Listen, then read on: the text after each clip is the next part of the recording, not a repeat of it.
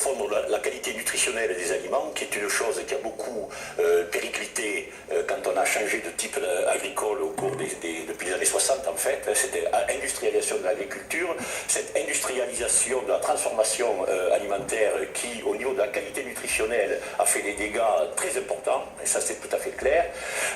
D'autres types de risques qui sont les risques microbiologiques, qui étaient, je dirais, le risque majeur à l'époque, les toxi-infections alimentaires qui ont pratiquement disparu du fait de l'énorme augmentation de la qualité microbiologique des aliments et des techniques qu'on appelle HACCP, les contrôles, etc., des usines ultra propres qui se sont développées. J'enseigne dans une école d'ingénieurs, donc je connais très bien ces techniques. Et puis le côté chimie qui est arrivé après, parce que c'est des relations qui sont beaucoup plus difficiles. Donc pardonnez-moi, là, ce que vous nous dites, c'est de plus en plus propre au sens premier du terme, ouais, dans l'absolu, ouais, mais en revanche, il y a des soucis quant aux résidus chimiques et pesticides qui arrivent dans nos assiettes. On a eu un pic catastrophique des années 70, c'est-à-dire dans les 30 glorieuses, où on a eu des pollutions massives qui étaient à la fois dans l'alimentaire et dans l'environnement. Hein. C'est les 30 glorieuses. Aujourd'hui, depuis 80, on a drastiquement diminué toutes les contaminations chimiques des produits, d'un facteur 10, 100 et 1000 pour certains, et donc on est dans une situation bien meilleure aujourd'hui qu'on l'était il y a ne serait-ce que 10 ou 15 ans, ne serait-ce que sur les pesticides et sur d'autres produits. Si je vous fais remarquer qu'on n'en est pas mort et que la société française a peut-être rarement, alors après vous avez le droit de me dire, oh ça c'est votre côté, c'était mieux avant, ou j'étais jeune, mais la société française a rarement aussi bien vécu que dans les années 60-70, avec des taux de chômage faibles, avec une classe moyenne qui se répandait sur toute la société, avec des ouvriers qui avaient des vies difficiles mais qui pouvaient envisager un avenir pour leurs enfants, et qu'aujourd'hui on ne se sent pas beaucoup mieux. C'est ce que j'écris dans mon livre, c'est qu'on a sacrifié la santé des Français parce que les conséquences sanitaires... Sacrifier la santé des Français volontairement, nous tous, on est tous responsables pour les raisons que vous indiquiez. C'est-à-dire pour les problèmes d'économie et de confort, etc. On a développé, et donc aujourd'hui on paye la facture, c'est-à-dire que les maladies qui ont explosé au cours entre les années 80 et les années 2000, le pic a été les années 2000 avec les cancers, l'obésité, etc. C'est la conséquence de ce qu'on appelle la génération sacrifiée, des gens qui ont été exposés à l'état fœtal entre 65 et 85 grosso modo, et cette explosion des maladies qu'on a vue aujourd'hui, y compris de l'incidence de certains cancers, est due à cette pollution massive qui était à la fois de l'environnement et des aliments que nous avons eu dans les années 70 et qui n'est plus du tout la situation d'aujourd'hui. Avant de vous redonner la parole, premier reportage, vous l'avez compris, c'est la question pour ne pas dire l'angoisse du moment. Manger peut-il nuire gravement à notre santé? En tout cas, de nombreuses études, films et enquêtes d'investigation s'en inquiètent. En cause, les produits chimiques et autres pesticides. Le menu cantine des 5 fruits et légumes de nos enfants a été testé, 128 substances, dont 47 possiblement, je dis bien possiblement, cancérigènes. En cause, une agriculture qui pourtant nous a permis de nourrir quasiment toute l'Europe et la France après-guerre. Le ministre de l'Agriculture a d'ailleurs décidé de tester 4800 aliments courants pour en savoir plus. Reportage de Marie Laurent, Grégory Roudier et David Lemarchand.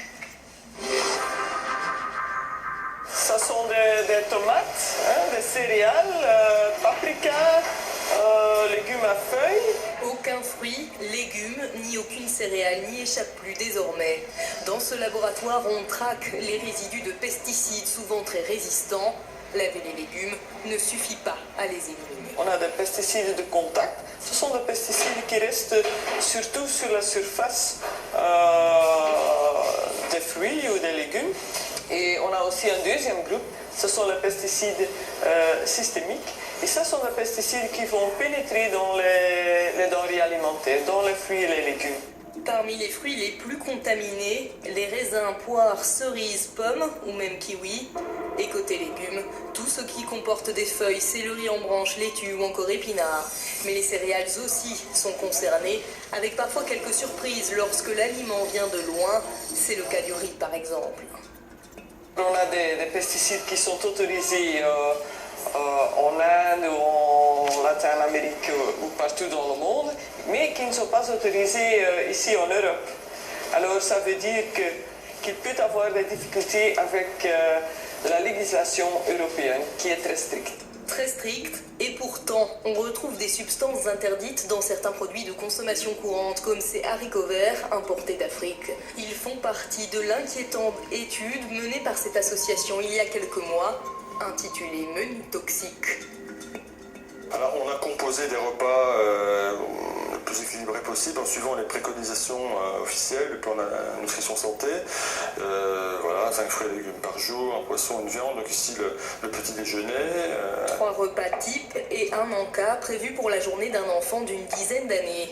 Les aliments choisis ici ne sont volontairement pas bio et les résultats d'analyse ont de quoi vous couper l'appétit.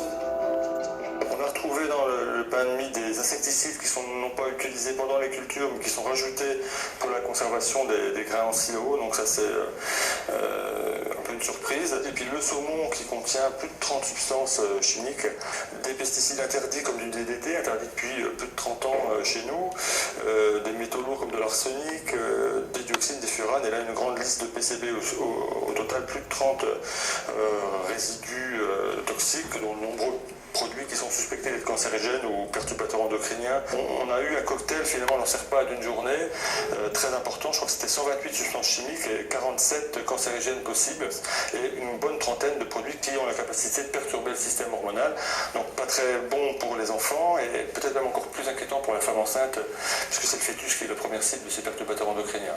Un risque sanitaire lié à l'aliment lui-même, mais pas seulement. La contamination peut également venir du contenant, surtout lorsqu'il est à base de bisphénol, désormais interdit dans la composition des biberons, mais toujours présent dans les canettes, ou encore les boîtes de conserve, avec des effets inquiétants en cas d'exposition chez l'animal. Lorsqu'on expose des rats femelles au bisphénol, à une dose qui est celle à laquelle on est exposé en tant que population humaine, c'est la même dose. Eh bien, on observe chez les fils, les petits-fils et les arrière-petits-fils une baisse de la qualité du sperme et une baisse de la fécondité.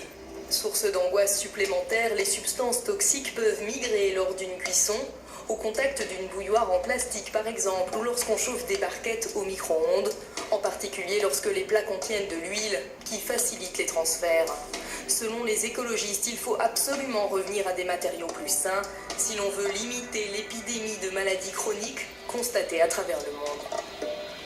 Le cancer progresse, les atteintes de la reproduction progressent, le diabète, l'obésité progressent.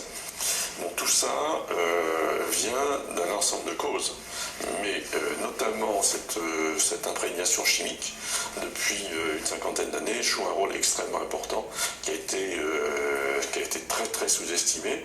Devant l'inquiétude des Français, le ministre de l'Agriculture vient tout juste de commander une étude supplémentaire sur les résidus chimiques présents dans 4800 aliments courants.